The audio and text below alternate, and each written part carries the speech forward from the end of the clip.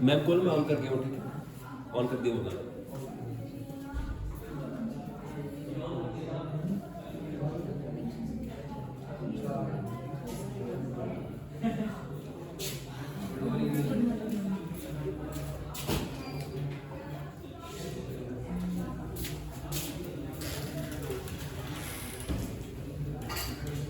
अभी नहीं है ना ये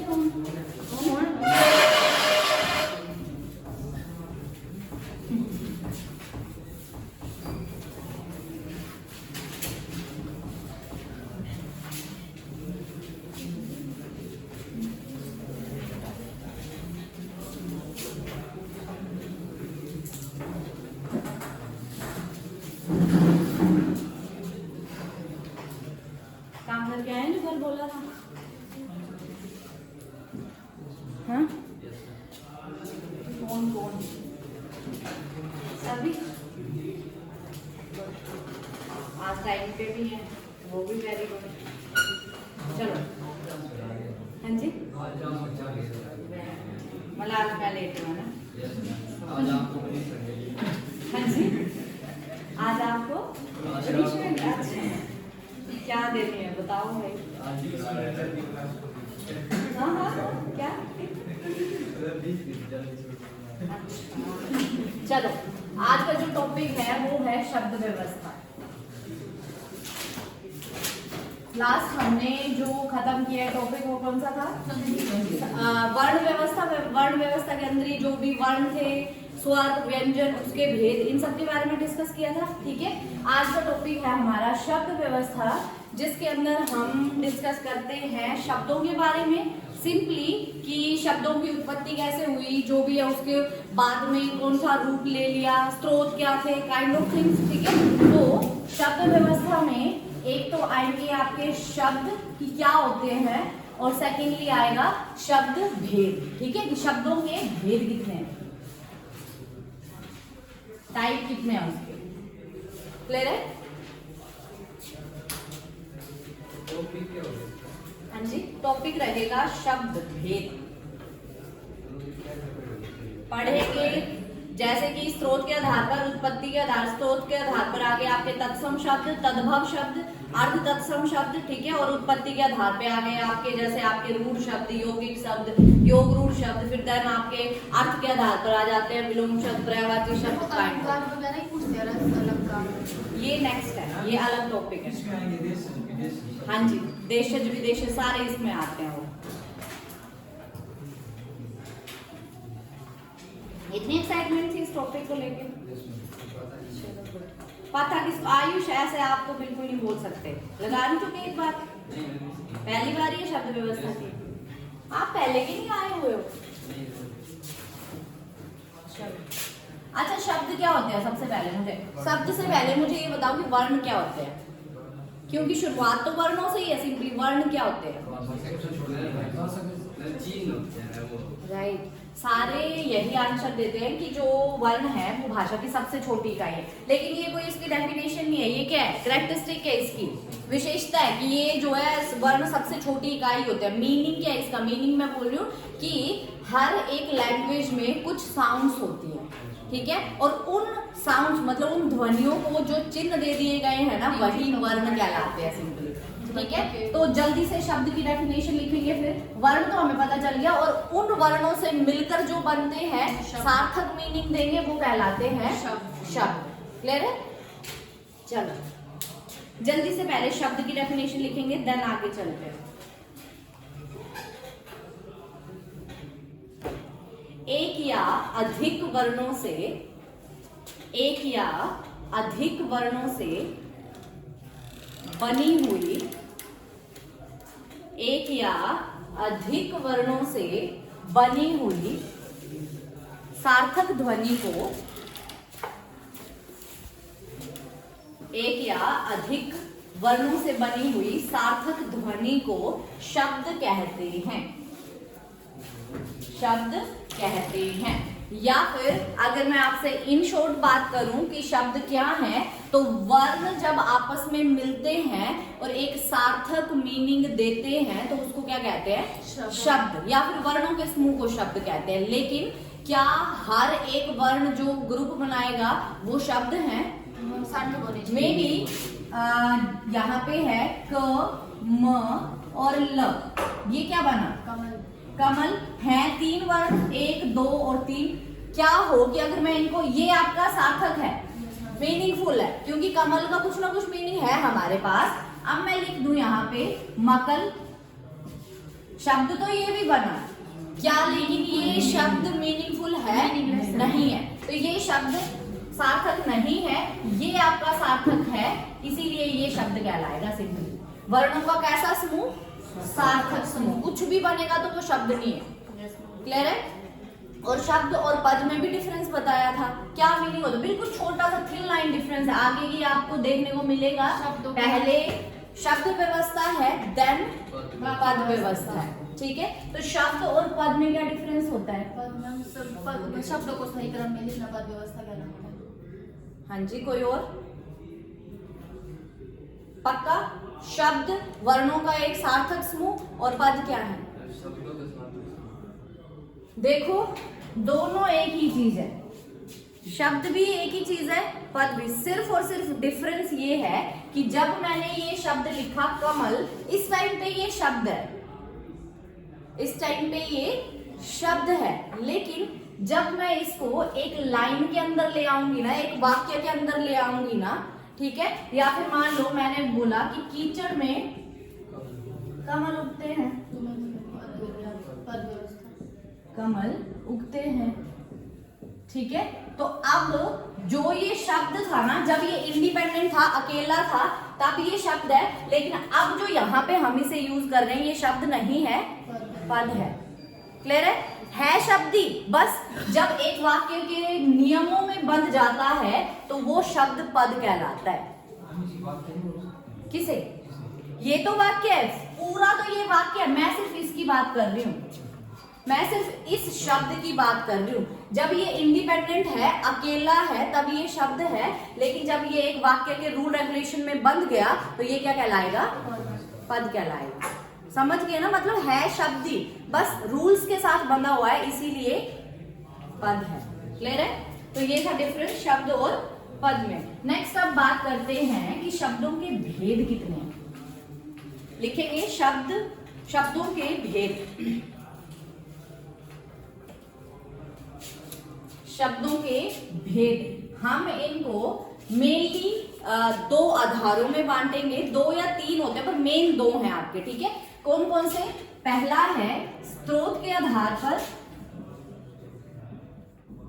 पहला है स्रोत के आधार पर शब्दों के भेद, और दूसरा है उत्पत्ति के आधार पर शब्दों के भेद। सिंपली, ठीक है, स्रोत के आधार पर शब्दों के भेद, और सॉरी एक मिनट, स्रोत या उत्पत्ति एक ही है, स्रोत या उत्पत्ति एक ही है। स्रोत या उत्पत्ति के आधार पर शब्दों के भेद, और इधर आएगा रचना के आधार पर, कि बने कैसे है सिंपली ये। ठीक है, क्रिएट कैसे किए गए। 2 आधारों में बांटा है, स्रोत या उत्पत्ति के आधार पर और रचना के आधार पर। क्लियर है? मेनली ये 2 हैं, आगे फिर प्रयोग के आधार पर, अर्थ के आधार पर भी आता है, इनको बाद में देखेंगे। क्लियर है? तो अभी जो स्रोत के आधार पर शब्दों के भेद होते हैं वो कौन कौन से हैं, उनके बारे में बात करते हैं। बोलने का मतलब है कि हमारे पास जो ये शब्द है ना, इनका सोर्स क्या है, कहां से आए थे, ये ओरिजिन कहां से हुआ था सिंपली इनका।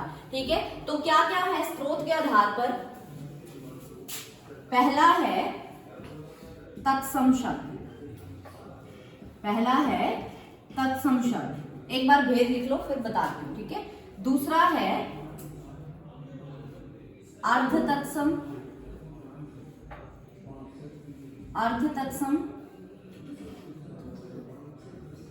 और तीसरा है तद्भव, तद्भव शब्द।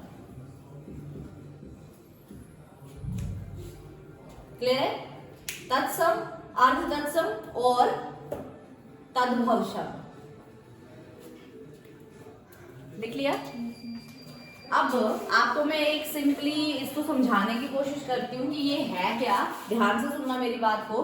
सबसे पहले हम हिस्ट्री पढ़ रहे हैं या पढ़ चुके एक बार, ठीक है। हमने उसमें पढ़ा था हड़प्पन सिविलाइजेशन, ठीक है। हड़प्पन सिविलाइजेशन से बाद जो एक सिविलाइजेशन आई थी, हालांकि पहले उसी को माना जाता था कि वैदिक सिविलाइजेशन भारत की पहली सिविलाइजेशन है। हड़प्पन सिविलाइजेशन तो जब ट्रेन की वो खुदाई वगैरह लाइनिंग वगैरह डल रही थी, उस टाइम पे हमें पता चला था कि एक और जो सिविलाइजेशन है वैदिक से पहले एग्जिस्ट करती थी, क्योंकि जब हमें वहां पे कुछ ना कुछ देखने को मिला, ठीक है। तो वहां पे जब वैदिक सिविलाइजेशन की बात करते हैं तो आपको पता है कि वैदिक सिविलाइजेशन किससे जुड़ी हुई है? आर्यन से। किससे जुड़ी हुई है? आर्यन से। वो आर्यंस कहाँ से आए थे? सेंट्रल एशिया से आए थे सिंपली, ठीक है। जो भी एक खैबर दर्रे के जो थ्रू भारत में एंट्री की थी, पंजाब जो सप्त संगम वाला एरिया है वहां पे वो आके रहे थे। वो चलो हिस्ट्री की बात है, लेकिन मेन जो हमारे लिए है कि ये जो आर्यंस थे ना, इनकी जो लैंग्वेज थी वो थी संस्कृत। कि ये जो आर्यंस लोग थे वो कौन सी लैंग्वेज यूज करते थे? संस्कृत भाषा बोलते थे, ठीक है। तो ये जो संस्कृत भाषा है यहां से स्टार्ट हुई थी। क्लियर है कि संस्कृत भाषा कहां से स्टार्ट हुई? वैदिक सिविलाइजेशन के जो लोग थे वो संस्कृत बोलते थे, लेकिन अब इस संस्कृत से हमारी हिंदी कैसे निकल के आई है? एक लंबी जर्नी रही है ये। जब हम हिंदी भाषा का इतिहास कर रहे थे, हालांकि मैं उसमें एक बार ये बता चुकी हूँ, लेकिन न्यू स्टूडेंट्स भी हैं तो उनको भी एक बार क्लियर करवा देते हैं कि ये जो संस्कृत भाषा थी ये पहली भाषा थी भारत में जो आर्यंस के द्वारा बोली जाती थी, ठीक है। और हालांकि हड़प्पन सिविलाइजेशन की अभी तक हमने जो स्क्रिप्ट है उसको पढ़ ही नहीं पाया, तो हमें पता भी नहीं है सिंपली, ठीक है। स्क्रिप्ट का स्टाइल पता है, लैंग्वेज कौन सी है वो नहीं पता है, ठीक है। तो अब ये जो संस्कृत भाषा है, इससे आगे जो दूसरी भाषा आई वो कौन सी थी? संस्कृत भाषा के बाद कौन सी आई? प्राकृत भाषा। कौन सी भाषा आई? प्राकृत भाषा, ठीक है। कैसे ओरिजिन हुआ इस प्राकृत भाषा का? बताएगा कोई? राइट। कि जो पढ़े लिखे लोग थे वो तो संस्कृत बोल लेते थे, लेकिन जो मे बी आर्यंस नहीं थे और जो लोग पढ़े लिखे नहीं थे, संस्कृत एक टफ लैंग्वेज है तो हर कोई उसको नहीं बोल पाता था। तो जिन लोगों से संस्कृत नहीं बोली जाती थी वो टूटी फूटी संस्कृत बोलने लगे, ठीक है। और वो जो आम लोगों की भाषा थी ना वो प्राकृत भाषा कहलाई, मतलब संस्कृत का थोड़ा टूटा फूटा रूप। जैसे कि अभी जैसे मान लो कि गांव के कुछ लोग हैं, मान लो वो पढ़े लिखे नहीं है, टिपिकल हिंदी जैसे अपनी जो पहाड़ी भाषा बोलते हैं, कई लोग अभी भी ऐसे हैं जिनको मतलब हिंदी नहीं बोलनी आती है ना, तो वो कौन सी भाषा बोलते हैं? पहाड़ी भाषा। लेकिन क्या हो कि वो हिंदी बोलने की कोशिश करें, शब्दों को तोड़ेंगे फोड़ेंगे, तो मतलब पर्टिकुलर जो एक एग्जैक्ट प्रोनाउंसिएशन है वो नहीं बोली जाते। तो जो संस्कृत की भी टूटी फूटी भाषा बोली वो कहलाई प्राकृत, कि जिस शब्द को वो जैसा प्रोनाउंस कर पाए उन्होंने वैसा बोला सिंपली, ठीक है। और ये जो प्राकृत भाषा थी ये किसके द्वारा यूज में लाई गई? बौद्ध धर्म या जैन धर्म?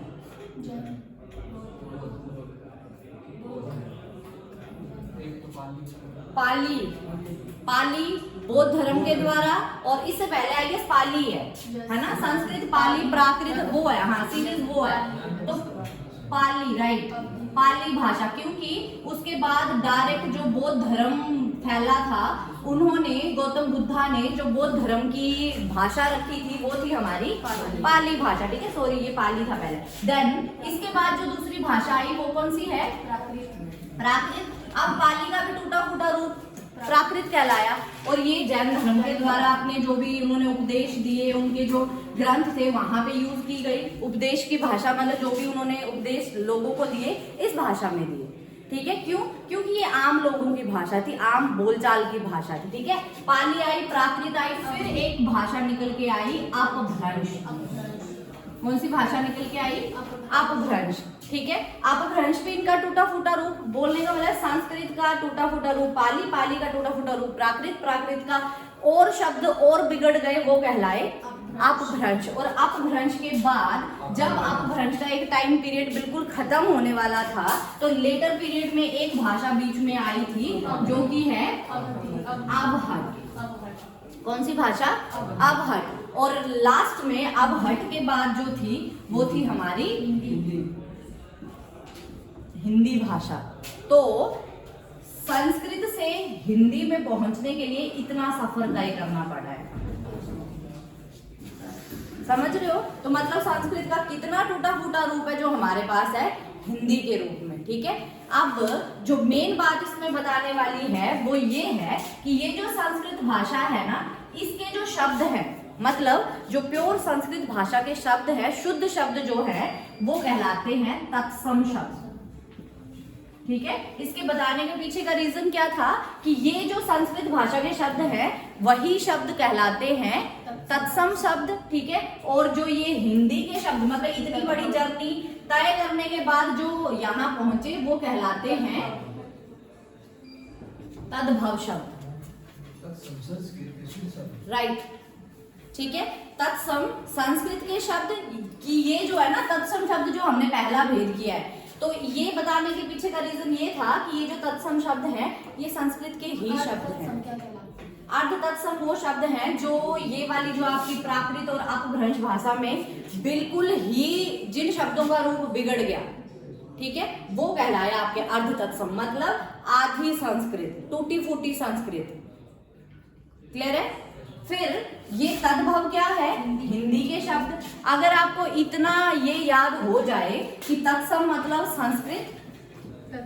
संस्कृत भाषा के शब्द और तद्भव मतलब हिंदी भाषा के शब्द, क्लियर है। आधा टॉपिक यहाँ क्लियर है, क्योंकि आधे तो इसी में कंफ्यूज होते हैं कि तत्सम कौन से वाले होते हैं, हिंदी वाले होते हैं या फिर संस्कृत वाले होते हैं। तो अभी जब मैं आपको इसके बारे में लिखवाऊंगी ना और जब हम इसको तोड़ेंगे तो आपको क्लियरली पता चल जाएगा कि ये किसके बारे में बात कर रहे हैं, ठीक है।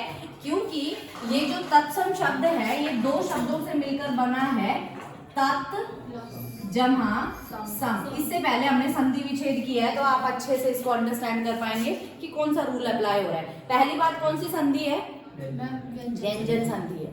कौन सी संधि है, व्यंजन संधि है। अब ये जो शब्द है ना तत्, इसका मतलब है उसके, और सम समान,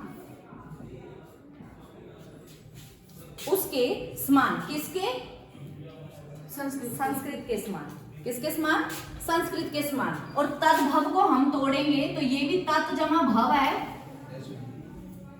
इसका संधि विच्छेद भी तत् जमा भव होता है। तत् अगेन उसके और भव विकसित, उसके या उससे विकसित, किससे विकसित, संस्कृत से, कि ओरिजिन संस्कृत से हुआ था लेकिन बाद में रूप बदल गया, वो कहलाए तद्भव। और जो बिल्कुल उसके समान है वो है संस्कृत, तत्सम, क्लियर है। तो पहली बात अगर यहाँ क्लैरिटी हो गई तो फिर बाद में सिर्फ ये है कि आपने पहचानना है कि कौन से संस्कृत के शब्द हैं और कौन से हिंदी के शब्द हैं, ठीक है। और मोस्टली जो इसमें क्वेश्चन देखने को मिलते हैं वो हमारे पास इस टाइप में होते हैं कि या तो आपको पर्टिकुलर 4 शब्द दे दिए और आपसे पूछ लिया गया कि इसमें से तत्सम शब्द छांटिए या इसमें से तद्भव शब्द छांटिए। और कई बार आपको क्वेश्चन देखने को मिलते हैं कि मान लो आपको कोई तत्सम शब्द दिया गया और बोला गया कि इसका तद्भव रूप क्या होगा। फॉर एग्जाम्पल आपसे बोला गया कि मयूर का तद्भव रूप बताओ, मयूर का तद्भव। तो हमें पता है मयूर किसको बोलते थे संस्कृत भाषा में, मोर को बोलते थे। तो तद्भव रूप क्या हो जाएगा इसका, मोर। तत्सम क्या है, मयूर, और तद्भव क्या है, मोर। अंडरस्टैंड कर पा रहे हो क्या बोलने की कोशिश कर रही हूँ मैं, कि जो हिंदी के शब्द होंगे वो कहलाएंगे तद्भव और जो संस्कृत के शब्द होंगे वो कहलाएंगे तत्सम। क्लियर है इतना? चलो अब आगे चलते हैं। एक बार जल्दी से लिख लो कि तत्सम क्या होता है, तद्भव, ताकि बाद में जब आप रिवीजन करो तो आपके पास पढ़ने के लिए कुछ ना कुछ हो, ठीक है। क्योंकि बोला हुआ ज्यादा देर तक टिकेगा नहीं, भूल जाओगे 2-3 दिन में। तो लिखो जल्दी से। सबसे पहले लिखो तत्सम शब्द, ये लिख लिया है ना, इसको छोड़ दूं। अब ये तत् जमा सम से मिलकर बना है तो सीधे डेफिनेशन पे आते हैं। संस्कृत के जो शब्द अपना रूप बदले बिना, संस्कृत के जो शब्द अपना रूप बदले बिना हिंदी भाषा में प्रयुक्त किए जाते हैं, संस्कृत के जो शब्द अपना रूप बदले बिना हिंदी भाषा में प्रयोग किए जाते हैं उन्हें तत्सम शब्द कहते हैं, उन्हें तत्सम शब्द कहते हैं। फॉर एग्जाम्पल, मित्र,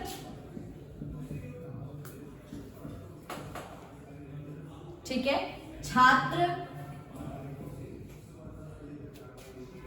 मित्र, छात्र, अग्नि,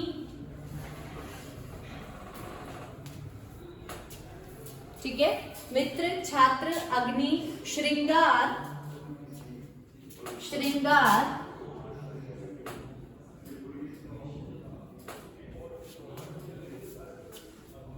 क्लियर है। श्रृंगार जो है संस्कृत का शब्द है, तो कौन सा शब्द हुआ? तत्सम शब्द। और इसका तद्भव रूप क्या होगा? सिंगार, सिंगार। संस्कृत में श्रृंगार और हिंदी में सिंगार, ठीक है। अगर इनको जब इनकी पहचान करेंगे तब मैं आपको बताऊंगी कि ये जो श्र, री की मात्रा ऊपर रो जो वाले शब्द आते हैं ये मोस्टली संस्कृत में यूज किए जाते हैं, इवन क्ष, ठीक है, जो बोलने में थोड़े टफ होते हैं, हमारे जीभ में प्रेशर पड़ता है जब हम संस्कृत शब्दों को बोलते हैं, लेकिन जब हम हिंदी के शब्दों को बोलते हैं तो वो इजी होते हैं बोलने में। यही तो हुआ है ना, जो एक जर्नी भी मैंने आपको बताई संस्कृत से हिंदी तक पहुंचते, तोड़ फोड़ क्यों की गई शब्दों की? क्योंकि बोलने में टफ थे। जिसको जो बोलने में टफ लगा उसने उसको इजी किया और इजी करके बोला। यही मतलब नेचर यही है, ह्यूमन नेचर, कि खुद के लिए हमें क्या चाहिए? चीजें इजी चाहिए, डिफिकल्ट नहीं चाहिए। और वही हमने शब्दों के साथ किया कि जिन शब्दों को बोलने में, मान लो एग्जाम्पल लो श्रृंगार का, बोलो श्रृंगार, अब बोलो सिंगार, श्रृंगार, सिंगार, कौन सा बोलने में इजी है?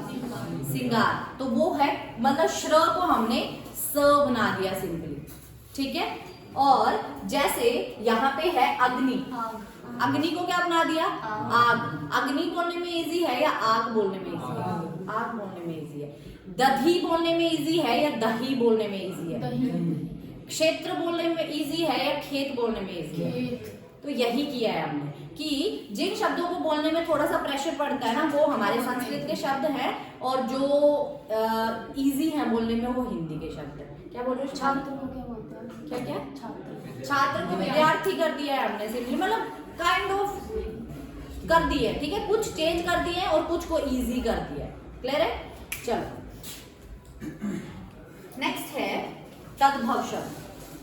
तद्भव, पहले तद्भव की डेफिनेशन लिख लो, लास्ट में लिखवाती हूँ आर्ध तत्सम क्या है। जिन शब्दों का मूल रूप, जिन शब्दों का मूल रूप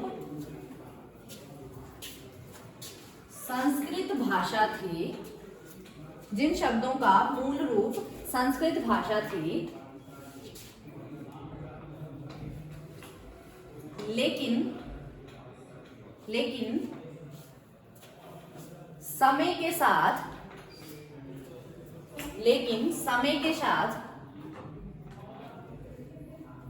आए शब्दों में बदलाव को, लेकिन समय के साथ आए शब्दों में बदलाव को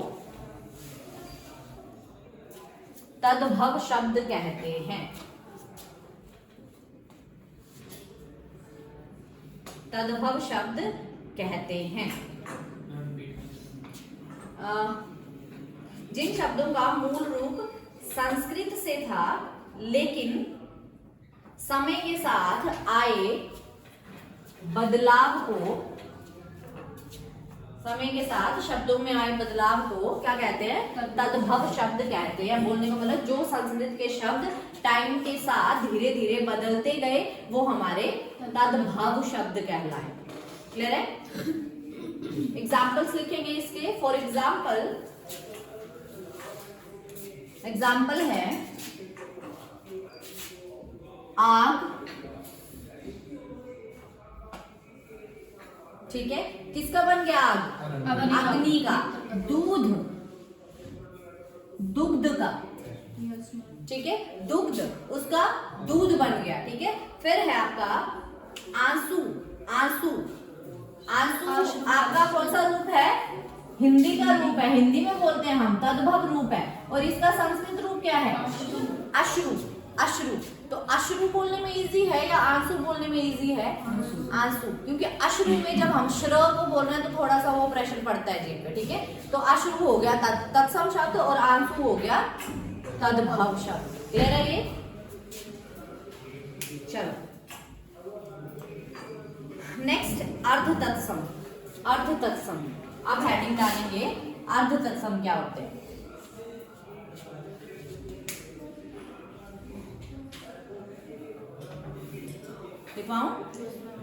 अर्ध तत्सम उन संस्कृत शब्दों को कहते हैं, अर्ध तत्सम उन संस्कृत शब्दों को कहते हैं, उन संस्कृत शब्दों को कहते हैं जो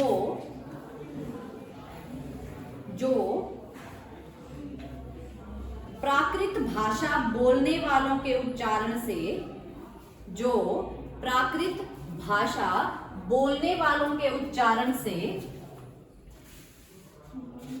बोलने वालों के उच्चारण से मतलब जो उन्होंने बोला उसकी प्रोनाउंसिएशन से, बोलने वालों के उच्चारण से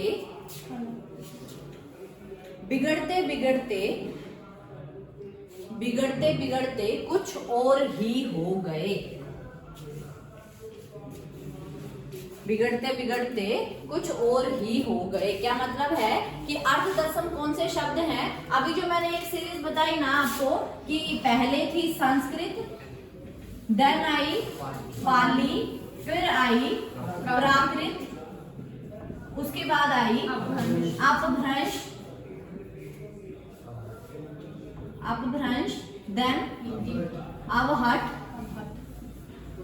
और लास्ट में हिंदी, ठीक है। तो यही वो सीरीज है जिसमें बोला गया है कि प्राकृत भाषा बोलने वाले लोगों ने जिन शब्दों का रूप बिल्कुल ही बिगाड़ दिया वो भाषा कहलाई या वो शब्द कहलाए क्या? अर्ध तत्सम। सिंपली क्लियर है ये? ठीक है। और अर्ध तत्सम के कुछ एग्जाम्पल लिखेंगे। अर्ध तत्सम का पहला शब्द है अज्ञा, अज्ञा,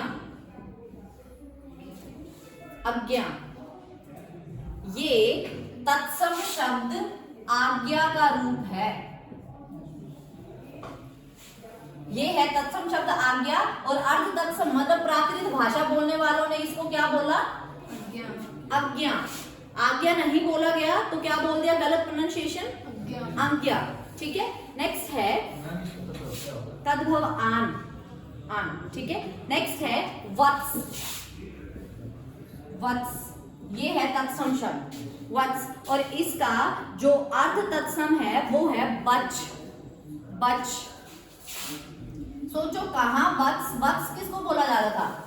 बच्चे को। संस्कृत जो नाटक वगैरह भी आपने अगर देखे होंगे, गुरु महाराज वगैरह जो होते थे मतलब वो बोलते थे कि वत्स बोलते थे, बच्चे को वत्स बोलते थे। लेकिन ये जो अर्ध तत्सम वाले लोग थे प्राकृत भाषा में, इन्होंने इसको क्या बना दिया? बच, बच। ठीक है। और इसका तद्भव रूप क्या बना? बच्चा, बच्चा। हम क्या बोलते हैं अब हिंदी में? हम वत्स थोड़ी ना यूज करते हैं, हम बच्चा यूज करते हैं। लेकिन वत्स शब्द भी है और ये कौन सा शब्द है? संस्कृत का शब्द है जो हिंदी में यूज किया जाता है। क्लियर है? नेक्स्ट है अग्नि, अग्नि, अग्नि। इसका रूप अग्नि ही रहा, मतलब थोड़ा सा इसका चेंज किया गया, बाकी ये सेम ही था। लेकिन तद्भव में क्या बन गया? आग, आग।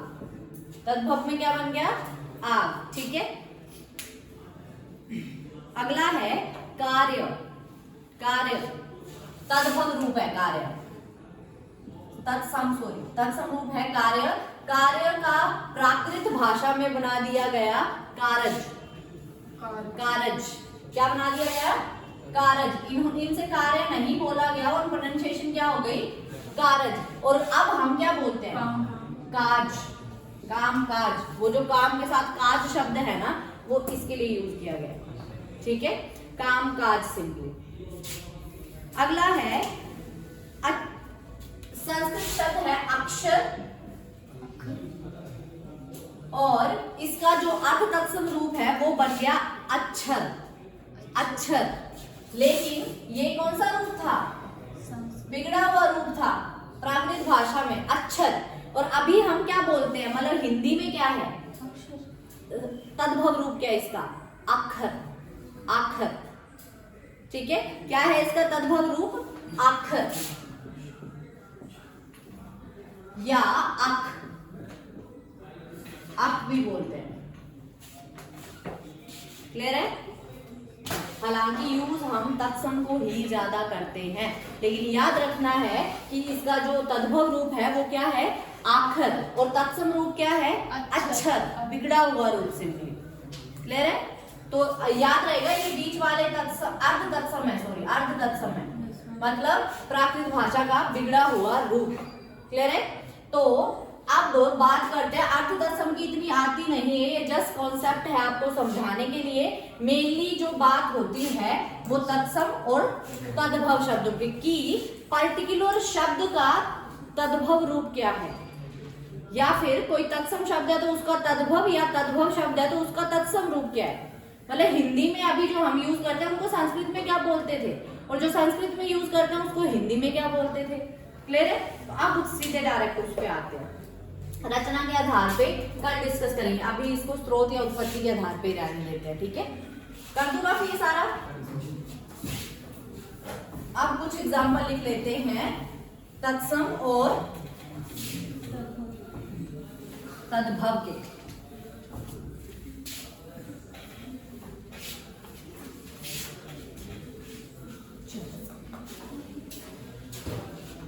एक साइड लिखेंगे तत्सम शब्द और एक साइड लिखेंगे तद्भव, तत्सम और तद्भव शब्द। अब तो कंफ्यूजन नहीं है ना किसी को? तत्सम मतलब संस्कृत के शब्द और तद्भव मतलब हिंदी के शब्द। संजीव तत्सम और तद्भव हिंदी के शब्द। धीरज तद्भव और ये तत्सम। तोड़ लोगे आप। अगर फिर भी बाय चांस कंफ्यूजन बनती है ना, सम मतलब समान, किसके? संस्कृत के समान। सम लगा लो या सेम लगा लो, सम मतलब सेम टू सेम संस्कृत के, तो फिर ये तो तद्भव तो पता ही है कि हिंदी का ही होगा। ठीक है, तो अब नेक्स्ट है, पहला एग्जांपल है अश्रु, अश्रु।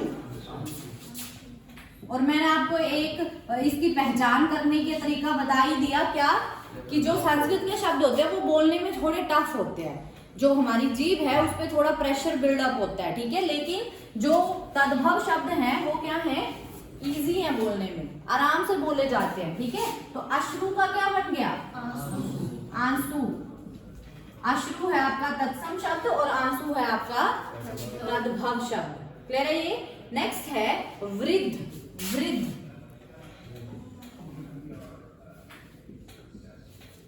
हाँ जी, वृद्ध, राइट। शब्द है आपका वृद्ध, कौन सा? तत्सम। और तद्भव रूप क्या है इसका? बूढ़ा। ठीक है, अगला है अग्नि, जिसको हम ऑलरेडी डिस्कस कर चुके हैं। अग्नि, अग्नि आपका कौन सा शब्द है? तत्सम, संस्कृत का है, और इसका तद्भव रूप क्या होगा? आग। सेम ही चीज है, चाहे आप तत्सम से तद्भव जाओ या तद्भव से आपको तत्सम आना पड़े। मान लो पूछ लिया गया कि बूढ़ा शब्द का तत्सम रूप बताओ, तो आंसर क्या होगा? वृद्ध। ठीक है, चल अगला है शुष्क, शुष्क, शुष्क। शुष्क क्या होता है? ठंडा होता है। फिर सूखा।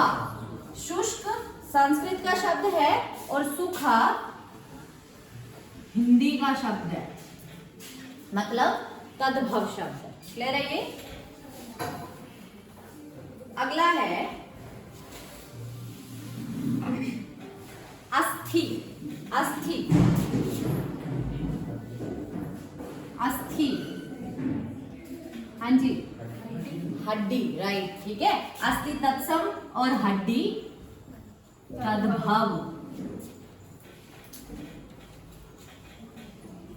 अगला शब्द है सर्प।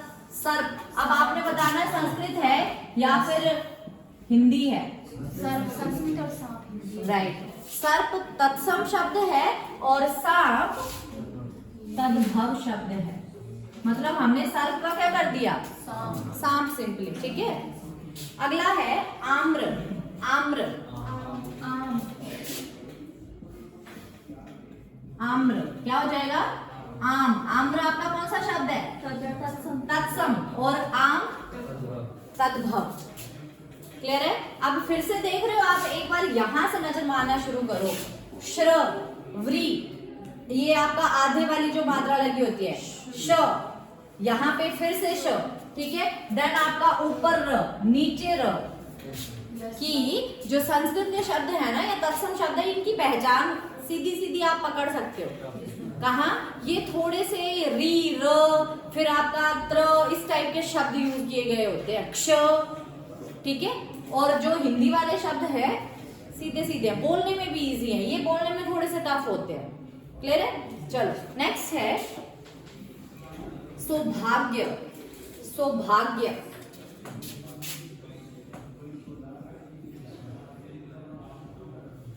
हाँ जी, हम जैसे सुना है ना, ये सौभाग्यवती भव किसके लिए बोलते हैं, सुहाग के लिए, कि बना रहे तुम्हारा सुहाग। तो सौभाग्य, सुहाग, क्या बोलते हैं तद्भव में, सुहाग, ठीक है। अगला है अक्षी। अक्षी, अक्षी, आंख। अक्षी का तद्भव रूप क्या है, आंख। देखो यहाँ पे फिर क्ष यूज हो रहा है, और क्ष को हमने चेंज कर दिया ख में। मोस्टली जो तत्सम में क्ष शब्द है वो, सॉरी क्ष वर्ण है, ये चेंज होगा ख में। क्लियर है ये, ठीक है। नेक्स्ट है उष्ट्र। उष्ट्र, उष्ट्र,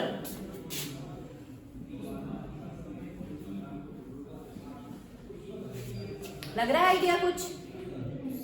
ऊंट, उष्ट्र का क्या है आपका तद्भव शब्द, ऊंट।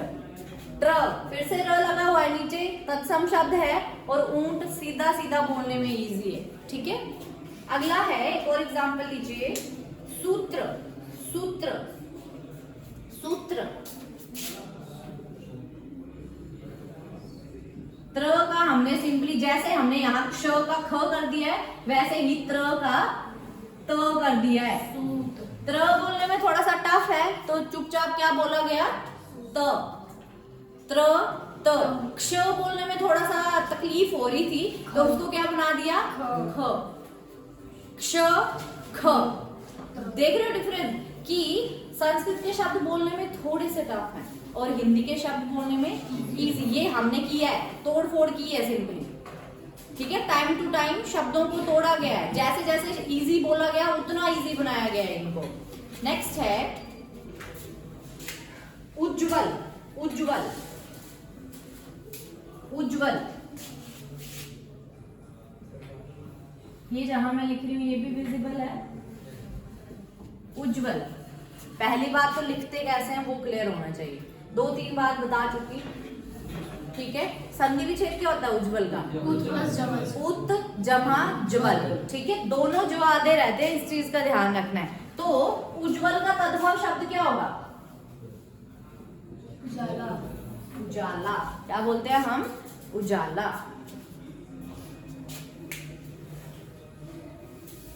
फिर है एकत्र। एकत्र, एकत्र, इकट्ठा, राइट।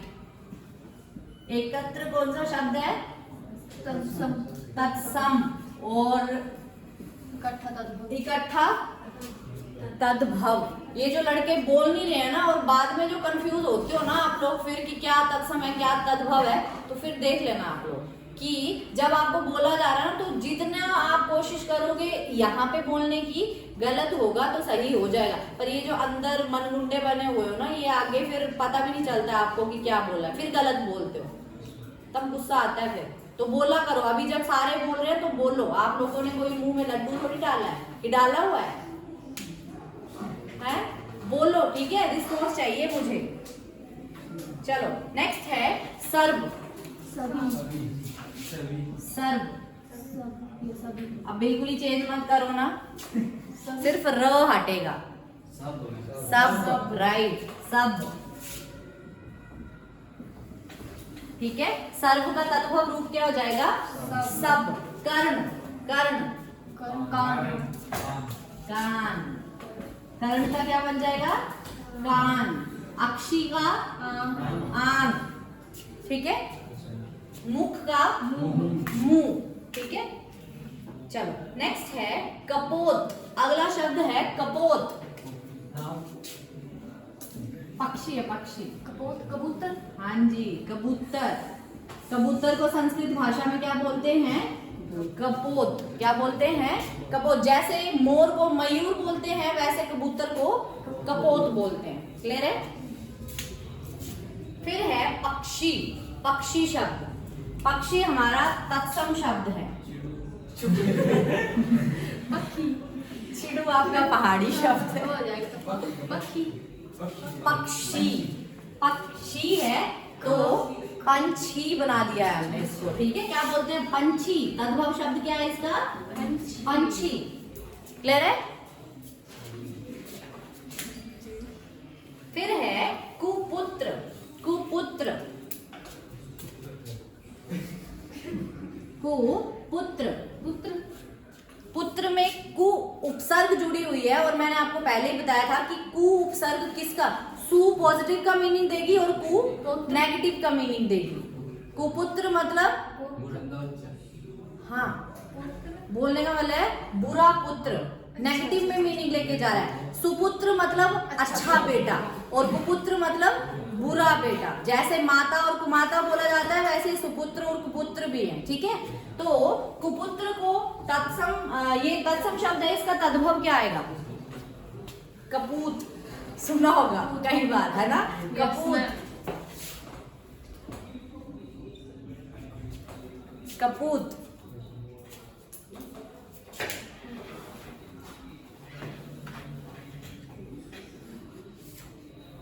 क्लियर है?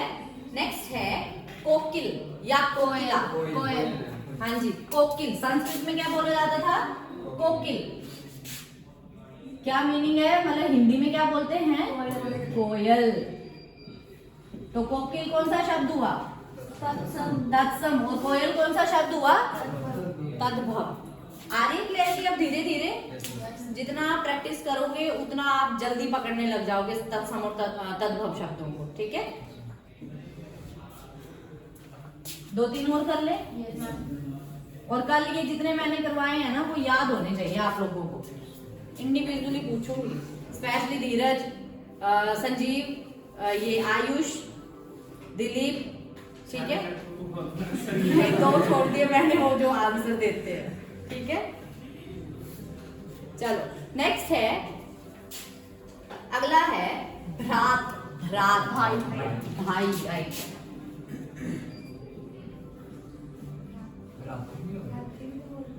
भ्रात भी बोलते हैं, भ्रातरी भी बोलते हैं, ठीक है। भाई।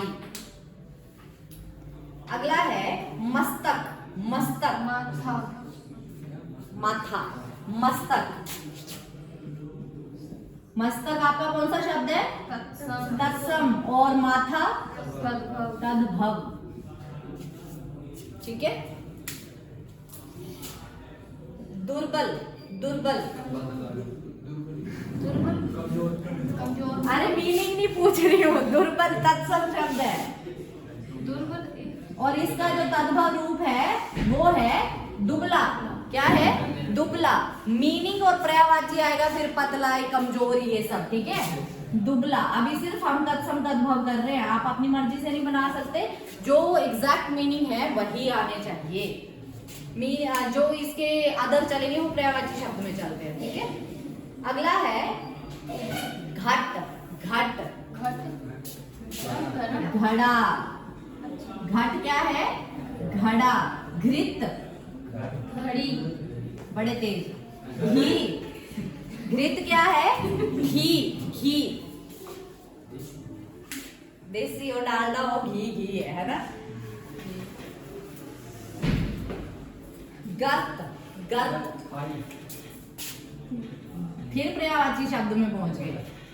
गर्त, गड्ढा, गड्ढा, ठीक है। मतलब छोटे बच्चों की तरह इशारे करो, समझाओ, फिर पकड़ेंगे। गड्ढा। दधी, आई गेस कर लिया दधी हमने। दही पर मीनिंग लिख लो। दधी का दही, दही, दधी का दही। चंद्र, चांद चांद। चंद्र का क्या हो जाएगा? चांद। चांद। जल्दी से रिवाइज करो अब एक बार जितने लिखवाए। 2 मिनट का टाइम है आपके पास।